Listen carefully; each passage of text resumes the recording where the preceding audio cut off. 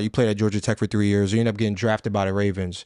And I saw that Coach Harbaugh said you probably would have went higher if you didn't have character issues. And I saw you talking about, I was lying, telling everyone like, that's behind me, all that. But you still ended up getting drafted.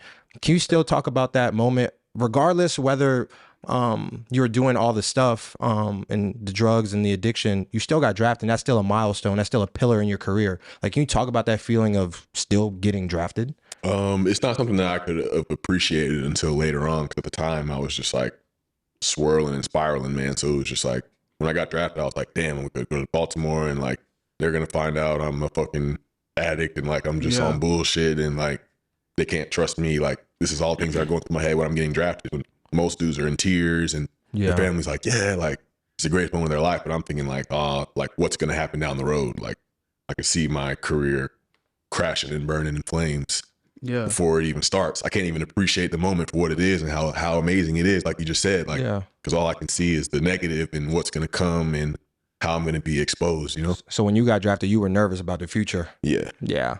Wow. That's a crazy feeling. That's crazy, because 10 times out of 10, like 99% of the time when guys get drafted, you know, their mindset is like, all right, now I'm at the pinnacle where I've been trying to get to. I'm excited. And your mindset was like, I'm here, but like, I know what this could turn into. Yeah. You know but I mean, saying? it's crazy because like, since I was a kid, it was like, oh, you go to the NFL, like, you know, your life couldn't get any better. And it's like, now I'm going to the NFL. Like, I still feel like terrible on the inside. I still feel like miserable. Like, and it's like going into the beginning of my NFL journey, I'm just like, this shit isn't going away. I thought once I made it to the league, like I was going to be like happy, like my life couldn't get no better. That's like how I felt.